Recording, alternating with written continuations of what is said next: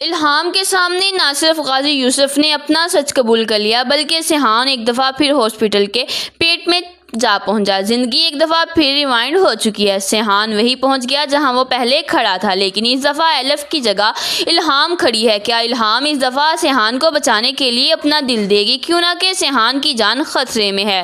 गाजी यूसुफ ने अपना सच कबूल करके इल्हाम को सेहान को बचाने के लिए कह दिया।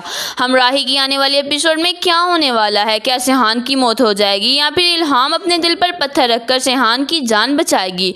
क्यों ना कि न सिर्फ सेहान हॉस्पिटल में है, बल्कि कोमा तक जा पहुंचा है, बल्कि लाला के बंदों के हाथ रानी और वजीर भी लग चुके हैं। क्या ये किसी का धोखा था? क्या कोई ऐसा शख्स लाला के साथ मिला हुआ है जिसने लाला तक ये राज पहुंचा दिया कि सेहान दोनों लोगों को लेकर निकल रहा है? आखिरकार गाजी यूसुफ के पास ऐसा कौन सा विसल प्रूफ है? ये जानने से पहले अब तक अगर आपने हमारा चैनल सब्सक्राइब नहीं किया तो ज़रूर करें। गाजी यूसुफ ने मेहनत करके और जिक्रिया से कहकर रानी और वजीर का काम करवा दिया, लेकिन इसे बिल्कुल भी आइडिया नहीं था कि लाला के आदमी कुत्तों की तरह रानी और वजीर को ढूंढ रहे हैं।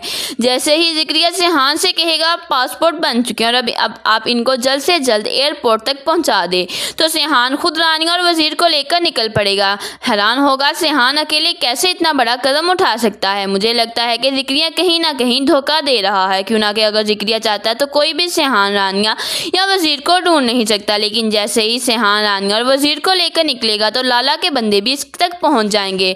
आखिरकार लाला के बंदों को सेहान के बारे में कैसे पता चला? सीधा सीधा शक जिक्रिया पर जाता है।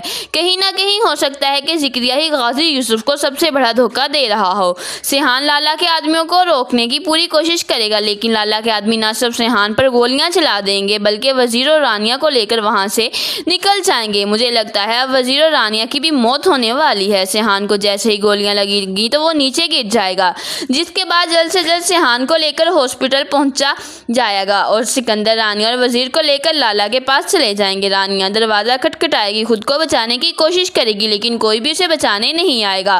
तब लाला रानिया के पास आएगा और कहेगा, मुझे सच सच बताओ कि मेरे बेटे को आखिर किसने मारा है? जहाँ रानिया लाला को सच बताएगी और कहेगी, आपका बेटा घटिया इंसान था, मैं तो शुक्र करती हूँ किसी ने उसको गोलियां मार डाली। जहाँ लाला कहेगा कि उसने तुम्हारे साथ जो किया बिल्कुल ठीक किया, तुम यही डिजर्व करती हो, तुमने मेरे बेटे की जान ले ली है या तुम्हारे भाई ने जान ली है, मुझे सच सच बता दो। क्यों ना कि मैं तुम्हें और तुम्हारे भाई में इतनी हिम्मत नहीं है कि मेरे बेटे को मार सके। फिर ऐसा कौन था जिसने मेरे बेटे को मारा है, जिसने ये सब कुछ किया है? कहीं वो सेहान तो नहीं है? जहाँ लाला कहेगा, अभी तो मैं सिर्फ और सिर्फ मुझे शक है इसके पीछे सिर्फ और सेहान का हाथ है, लेकिन जिस दिन मुझे यकीन हो गया उस दिन वो शख्स जिंदा नहीं बचेगा। अभी शक की वजह से वो जिंदा है, वरना मैं उसे मारने में 1 मिनट नहीं लगाऊंगा।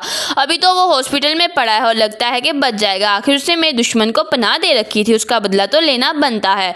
अब लड़की तू सच सच बता, आखिर किसने मेरे बेटे की जान ली है? जहाँ रानिया सच नहीं बताएगी और कहेगी कि मुझे नहीं पता कि किसने तुम्हारे बेटे की जान ली है, लेकिन उसमें सेहान का कोई हाथ नहीं, ना मेरा और ना ही मेरे भाई का।